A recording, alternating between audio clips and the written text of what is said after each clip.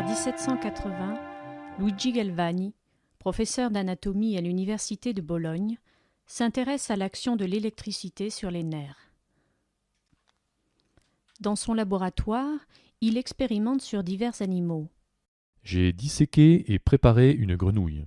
Lorsque l'un de mes aides toucha légèrement avec la pointe de son scalpel les nerfs cruraux de cette grenouille, on vit tous les muscles de ses membres se contracter violemment. Un autre des assistants eut l'impression que ces contractions se produisaient au moment où une étincelle jaillissait de la machine. Était-ce une simple coïncidence ? Réussirons-nous à observer le phénomène découvert par Galvani ? Prenons une grenouille morte depuis peu de temps. Une incision permet de dégager les masses musculaires de la cuisse. On distingue l'artère.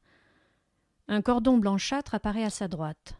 C'est le nerf crural, qu'on isole à l'aide d'une tige de verre.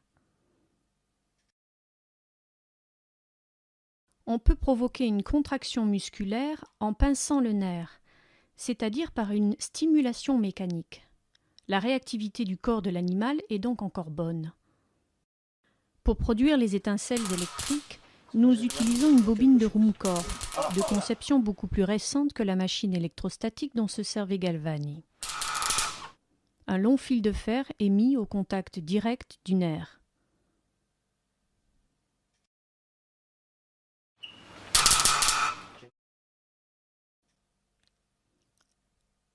Les éclairs d'un orage pourraient-ils produire le même effet que les étincelles des machines électriques ?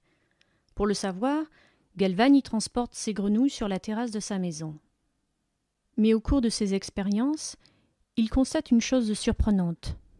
En l'absence de tout orage, une cuisse se contracte lorsque le crochet de cuivre planté dans sa moelle épinière est mis en contact avec la balustrade de fer sur laquelle est posé le membre.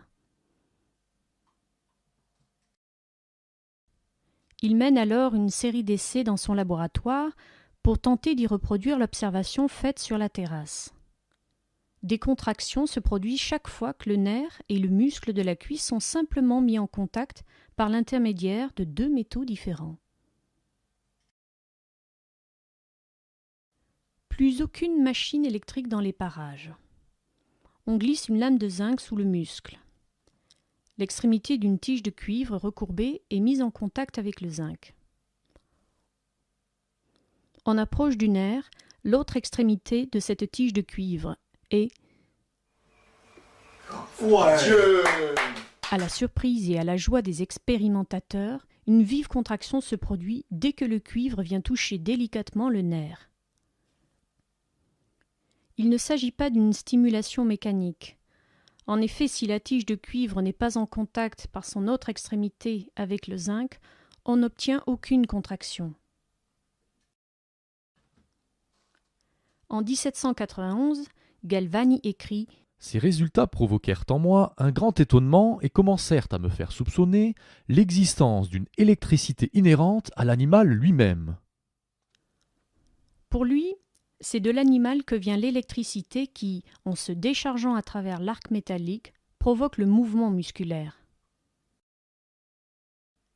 Mais le physicien Alessandro Volta, de l'université de Pavie, ne tarde pas à contester l'interprétation de Galvani. Pour lui, c'est le contact entre les deux métaux, cuivre et zinc, qui met en mouvement de l'électricité. Électricité métallique ou électricité animale ? Expériences et contre-expériences nourrissent la controverse qui oppose les partisans de Volta à ceux de Galvani. Le résultat inattendu de cette controverse, qui dura une dizaine d'années, fut l'invention par Alessandro Volta de sa pile, un empilement de rondelles de cuivre et de zinc, alternées et séparées par des rondelles de carton imprégnées d'eau salée. Cet empilement, initialement destiné à éliminer l'électricité animale du champ de la science, va devenir une source d'électricité d'un type tout nouveau. Au XIXe siècle, des piles sur le modèle de celles de Volta figuraient dans tous les cabinets de physique de lycée. Rondelles de cuivre, rondelles de feutre, rondelles de zinc, ce sont maintenant des objets de collection à préserver. C'est donc avec un matériel expérimental contemporain que nous allons suivre les indications données par Volta.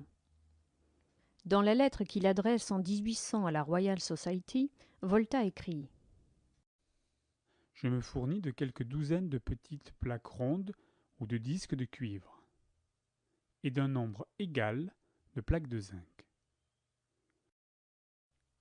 Je prépare en outre un nombre assez grand de rondelles de carton, ou de quelque autre matière spongieuse capable d'imbiber et de retenir beaucoup de lumière dont il faudra, pour le succès des expériences, qu'elle soit bien trempée. »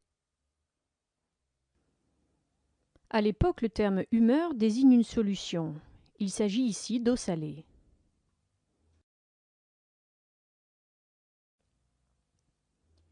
Sur un socle, on empile successivement une rondelle de zinc, un feutre imbibé d'eau salée, une rondelle de cuivre, puis de nouveau une rondelle de zinc, puis du feutre, du cuivre, etc.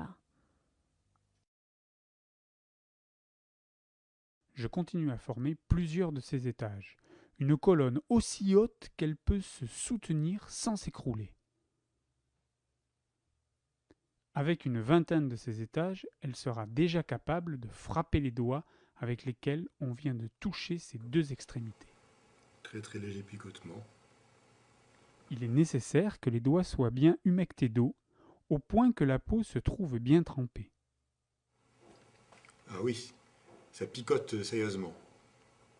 Cet appareil est capable de donner des commotions qui se répètent à chaque fois qu'on le touche. Ouh, j'ai pas mal. Non là, bon. Un voltmètre, appareil ainsi nommé en l'honneur de Volta, indique une tension proche de 20 volts entre les deux extrémités de la pile. Non à la lettre de Volta. Mon appareil est susceptible de plusieurs variations. Je vous présente ce nouvel appareil que j'appellerai la couronne de tasse. Au laboratoire, on peut construire une première tasse avec une lame de cuivre, une lame de zinc et de l'eau salée ou du vinaigre. Cette tasse délivre une tension un peu inférieure à 1 volt.